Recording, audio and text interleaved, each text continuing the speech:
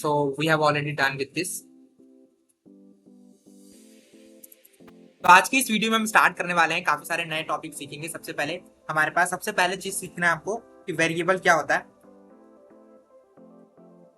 Okay, सबसे पहले variable क्या होता है। दूसरा, वेरिएबल के बाद हमको सीखना है कि कीवर्ड्स क्या होते हैं, आइडेंटिफायर्स क्या होते हैं, कीवर्ड्स क्या होते हैं। तीसरा, आइडेंटिफायर्स क्या होते हैं, आइडेंटिफायर्स क्या होते हैं। और चौथा, डेटा टाइप, डेटा टाइप। तो इन चार चीजों को आज बहुत ही इंपॉर्टेंटली हमें सीखना है। सबसे पहले हम स्टार्ट करते हैं वेरिएबल के साथ। वेरिएबल क्या होता है हमारे पाइथन प्रोग्रामिंग के अंदर। स्टार्ट करते हैं वेरिएबल। तो आपने बचपन में क्लास में एलजेब्रा नाम का वर्ड, एलजेब्रा 8th क्लास में चैप्टर में सीखा होगा। एलजेब्रा क्या होता है, आपके पास एक वेरिएबल होता है, कांस्टेंट होता है। मतलब कि आपने ये चीज सुना होगा, a प्लस बी का whole square equals to a square plus B square plus 2ab, ऐसे करके फॉर्मूले होते हैं। तो इसमें क्या है, अब ये भी हो सकता है ax plus B Y equal to 0। तो इसको अंदर क्या होता है, ये एक चीज होती है ना, एक फिक्स होता है, एक वेरिएबल होता है, कांस्टेंट होता है। तो यहाँ पर हमारे पास ऐसा ही कुछ है। और इसके अंदर जैसे आपके पास एक एरिया निकालना है रेक्टेंगल का, तो रेक्टेंगल का एरिया कैसे निकलता है, ये मेरा रेक्टेंगल है, इसमें लेंथ होता है और एक ब्रेथ होता है, लेंथ होता है ब्रेथ होता है। तो एरिया का फॉर्मूला क्या हो जाएगा, लेंथ इंटू में ब्रेथ, और इसका बाद हमें एरिया निकाल देते हैं। तो ये जो लेंथ और ब्रेथ है हमारे वेरिएबल्स है। वेरिएबल्स के अंदर क्या है, आपका कोई भी चीज जो डेटा को स्टोर करे, एक तरीके से डेटा स्टोर करे और उसकी वैल्यू बार बार चेंज होती जाए, इसको हम वेरिएबल कहते हैं। ठीक है, नेक्स्ट हमारे पास मेमोरी। मेमोरी क्या होता है, जब भी हम कोई भी चीज डेटा को स्टोर करते हैं, जैसे मैंने कोई बनाया लेंथ, ठीक है, लेंथ LENGTH लेंथ 20, तो जो लेंथ है हमारा वो एक वेरिएबल है। लेकिन जैसे हमने इसकी वैल्यू 20 दी, 20 आपने दिया, तो मेमोरी के अंदर, जैसे हमारा ये मेमोरी है, ठीक है, इस मेमोरी के अंदर एक बॉक्स वो ऑक्यूपाई कर लेगा, ठीक है, और इसके अंदर वो 20 फिल कर देगा। दैट, तो ये मेमोरी, जब भी हम कोई वेरिएबल बनाते हैं उसके अंदर आप डेटा डालते हैं, तो वो मेमोरी ऑक्यूपाई करता है कंप्यूटर के अंदर। दैट, तो मेमोरी स्टोर करने के लिए मेमोरी दो तरीके का होता है, एक रैम होता है, एक रोम होता है। रैम मेन मेमोरी होता है और रोम रीड ओनली मेमोरी होता है। मतलब अगर आपका कोई भी डेटा काम कर रहा होता है टेम्पररी बेसिस पे, अगर आपको मेमोरी की रिक्वायरमेंट होती है तो हम रैम को यूज करते हैं। ओके, अब नेक्स्ट आइडेंटिफायर को समझते हैं थोड़ा सा। आइडेंटिफायर क्या होता है, जो हमारी आइडेंटिटी देता है। तो जैसे अगर आपने लेंथ लिखा, तो लेंथ एक मीनिंगफुल नाम है, लेकिन आप लेंथ के आगे ऐसे नंबर्स के साथ स्टार्ट नहीं कर सकते, 1 लेंथ 2 लेंथ ऐसे स्टार्ट नहीं कर सकते। कोई आप स्पेशल केस को नहीं यूज कर सकते, जैसे हैशटैग हो गया, @ हो गया, नहीं कर सकते। तो जो नाम होता है वो हमेशा मीनिंगफुल होना चाहिए, और स्मॉल लेटर ए से लेकर जेड तक कोई सा भी हो सकता है, ठीक है, नंबर से नहीं हो सकता, और अंडरस्कोर होना चाहिए। ये 4 रूल है, आपको रूल्स याद रखने हैं आइडेंटिफायर्स के लिए। सेकंड थिंग आइडेंटिफायर हो गया। एंड थर्ड और मोस्ट इंपॉर्टेंट हमारा डेटा टाइप, आइडेंटिफायर, ठीक है। और लास्ट डेटा टाइप। तो डेटा टाइप के बारे में समझते हैं। डेटा टाइप क्या है, जो डेटा की वैल्यू बताता है कि डेटा किस तरह का है, ये हमें बताता है, इसको बोलते हैं डेटा टाइप। जैसे अगर मैंने लिखा लेंथ, अब इसी लेंथ की मैं वैल्यू देता हूँ 20, तो ये कौन सा एक डेटा टाइप हो गया, नंबर।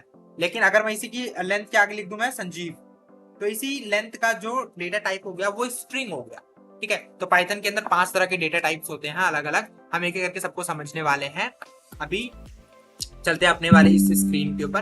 हमने लास्ट प्रोग्राम लिखा था हेलो वर्ल्ड, ठीक है। सबसे पहले आपको मैं बताता हूँ कि अगर आप इसके अंदर लिखते हो अंडरस्कोर और संजीव लेंथ लिखते हो underscore LENGTH length, LENGTH length, इसकी वैल्यू देते हो 20, तो ये एक वैलिड आइडेंटिफायर है। यू कैन सी दैट कि कोई एरर नहीं आया। अगर हम इसको जूम करें तो यू कैन सी दैट कोई एरर नहीं आया। लेकिन इसी के आगे अगर आप 1 लिख दो तो ये सीधा एरर दे दिया। तो आपको ये चीज प्रूव हुआ, देखो statement must be separated by new line semicolon, और इसने सीधा बोल दिया कि ये आप नंबर यूज नहीं कर सकते। ठीक है, मतलब नंबर को एक आइडेंटिफायर नहीं दे सकते। पहली चीज आपको क्लियर हो गया। लेकिन सेमीकोलन लगा के अगर आप अंडरस्कोर लगा के करते हो तो वो वैलिड माना जाता है। ठीक है, तो ये हमारा एक वेरिएबल है जिसकी वैल्यू बार बार आप चेंज कर सकते हो।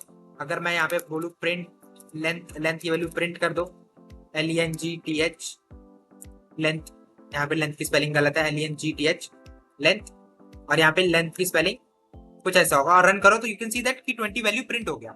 राइट, CLS से हम क्लोज कर सकते हैं। ठीक है, तो बहुत ही सिंपल और बहुत इजी हो गया आपका print easily. You can see that कि प्रिंट हमने लेंथ कर लिया।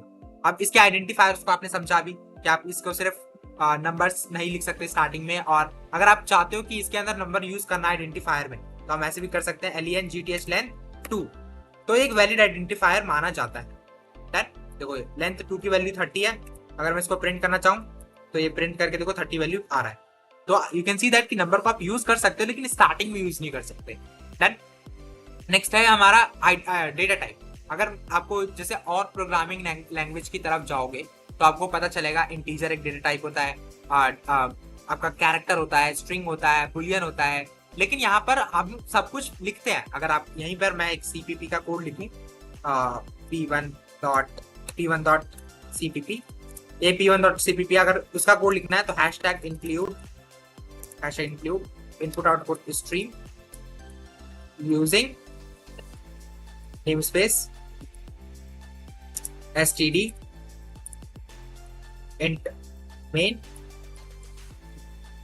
cout hello नहीं, आपको इंटीजर है int a जिसकी वैल्यू 10 है और फिर प्रिंट करना है, फिर प्रिंट करो a को। डन। तो अगर आप आपकी किसी C प्रोग्राम के अंदर अगर प्रिंट करना चाहते हो तो इस तरीके से आप प्रिंट करते हैं a को, लेकिन अभी एरर क्यों दे रहा है, प्रिंट की स्पेलिंग कंट्रोल सेव नहीं किया, ठीक है। और कुछ प्रिंट ऐसे नहीं लिखते, प्रिंट तो होता है नहीं CPP में, सी आउट होता है। पाइथन लिखते लिखते CPP में आ जाता है। तो आप देख सकते हो सी आउट इस तरीके से पाइथन के CPP के अंदर लिखना होता है एक प्रोग्राम को, और आपको इनिशियली बताना होता है कि वो एक इंटीजर है, ठीक है, एक इंटीजर बताना होता है। लेकिन अगर आप पाइथन की बात करो तो पाइथन में ऐसा कुछ नहीं है, सिर्फ आप लिख दो तो वो समझ जाता है, इनबिल्ट है, इम्प्लिसिट है, एक्सप्लिसिट होता है, इम्प्लिसिट होता है, तो ये हमारा इम्प्लिसिट है। अगर लेकिन फिर भी आपको पता लगाना कि जो मेरा लेंथ है वो किस डेटा टाइप का है, आपको लिखना है प्रिंट और इसके अंदर लिखना है टाइप, TYP टाइप, और जिस वेरिएबल को चेक करना चाहते हो वो कर दो, तो आप देखो इंटीजर आ गए। तो डेटा टाइप कितने तरह के होते हैं, 5 तरह के इसमें डेटा टाइप है, डेटा टाइप इन पाइथन। तो डेटा टाइप के बारे में समझते हैं। सबसे पहला डेटा टाइप है हमारा इंटीजर।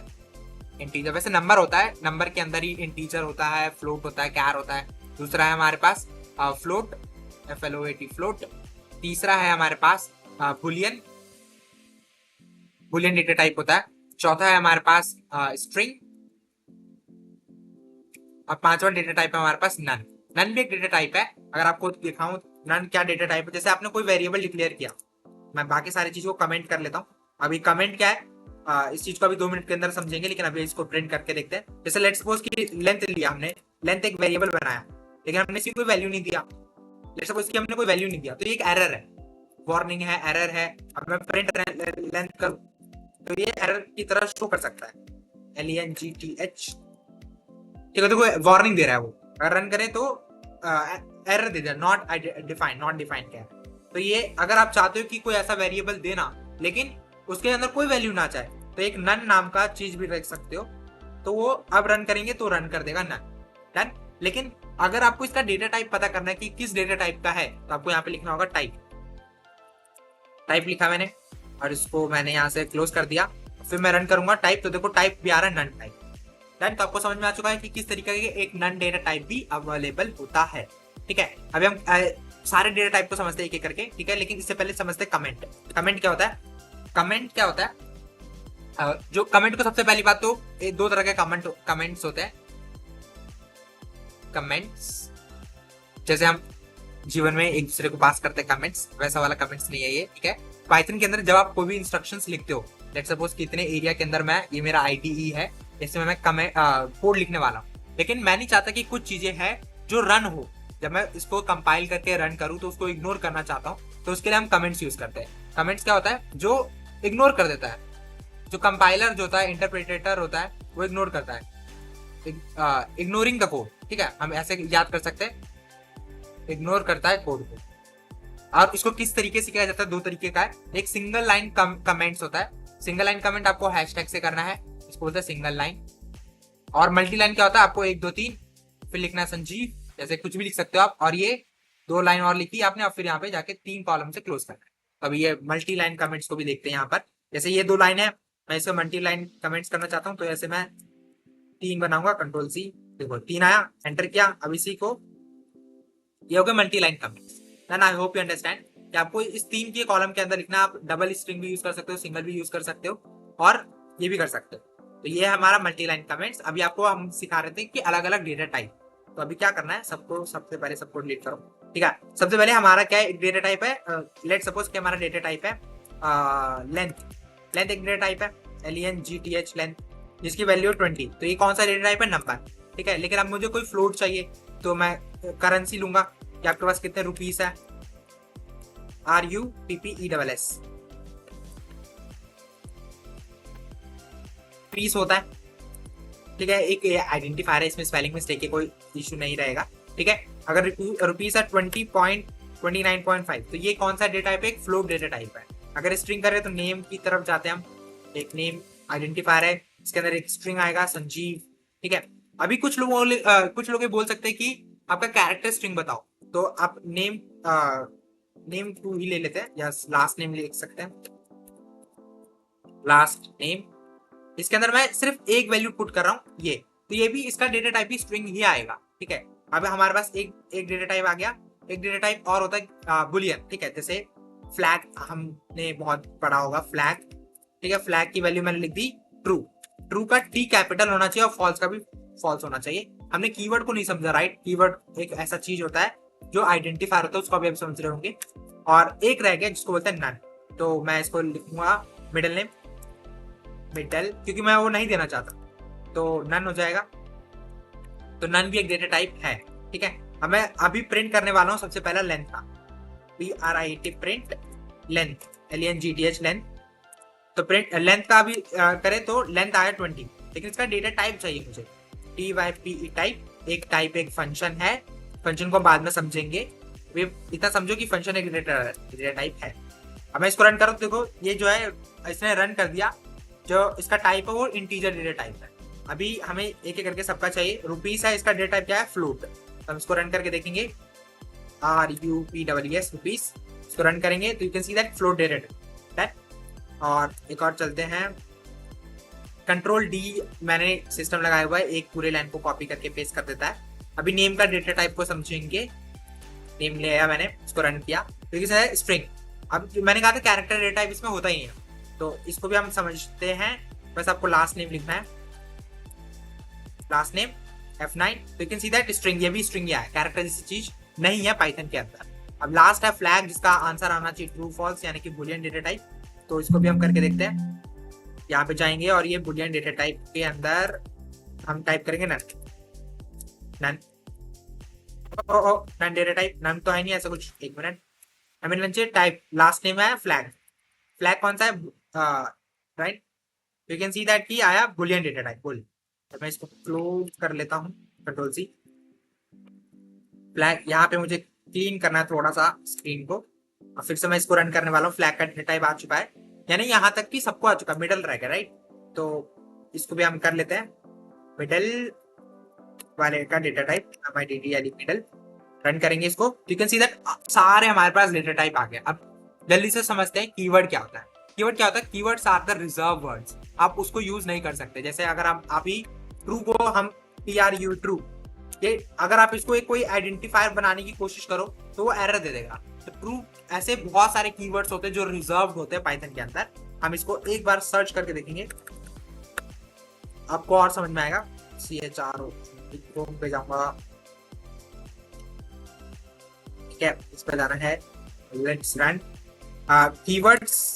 कीवर्ड्स।